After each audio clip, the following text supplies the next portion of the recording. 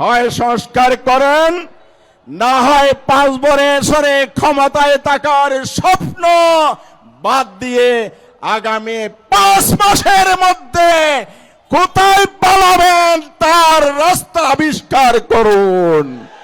এই জনতা এই সরকারকে দেখতে চায় না। বৃহত্তর কর্মসূচি আসবে, আন্দোলন বেগবান হবে, কঠোর কর্মসূচি দেওয়া হবে, রাজপথ প্রকম্পিত হবে, 90 স্বৈরাচারের পতনের ডাক দেওয়া হবে। আপনারা কি প্রস্তুত আছেন? যাত্রাবাড়ি চত্বরে শতাধিক মানুষ শহীদ করা হয়েছে আন্দোলনকারীদেরকে। সরকারের লেলিয়া দেয়া পুলিশ বাহিনী এবং দলীয় সন্ত্রাসের গুলিতেই তারা শহীদ হয়েছেন।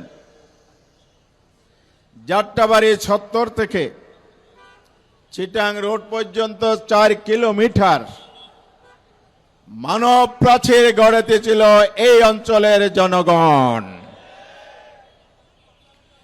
এখানে সর্বশ্রেণীর মানুষ যুক্ত হয়েছিল,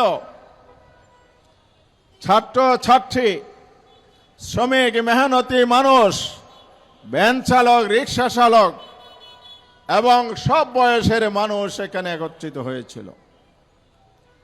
এমনকি পার্শ্ববর্তী ধোলাইখালের একজন মা 6 বছরের দুগ্ধপোষ্য শিশুকে নিয়ে এই আন্দোলনে এসেছিলেন অন্যায়ের বিরুদ্ধে, বৈষম্যের বিরুদ্ধে, হত্যাকাণ্ডের বিরুদ্ধে প্রতিরোধ গড়ে তোলার জন্য।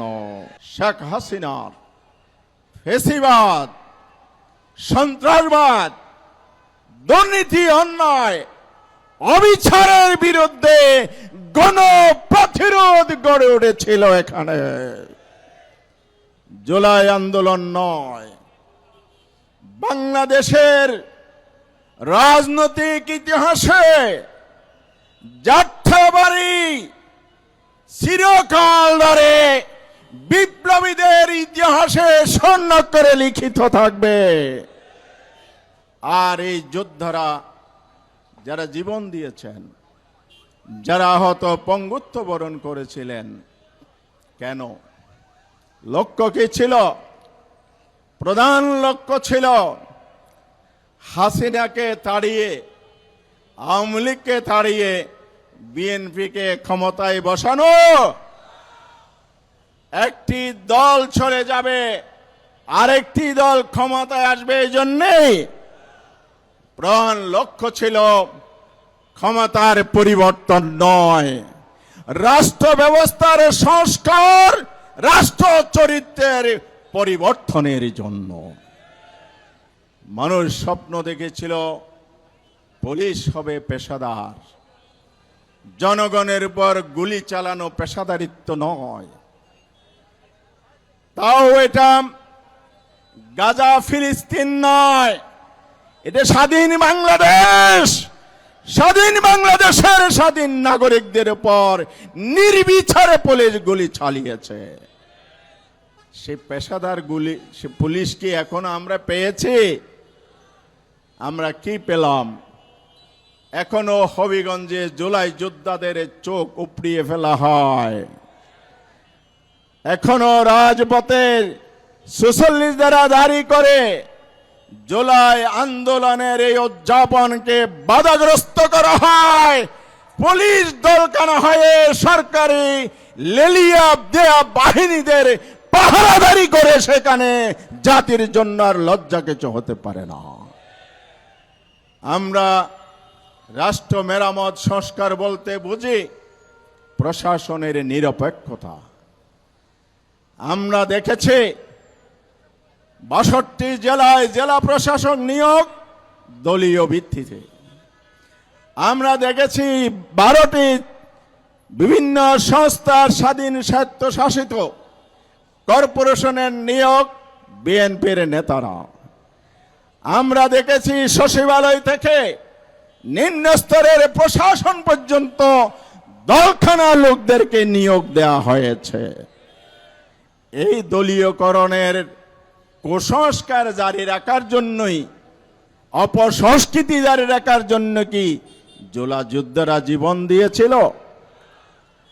স্বাধীন বিচার বিভাগ জনগণ চেয়েছে। এন্টারে গভর্নমেন্ট এসে একটি স্বতন্ত্র সচিবালয় জারি করেছিল, প্রতিষ্ঠা করেছিল।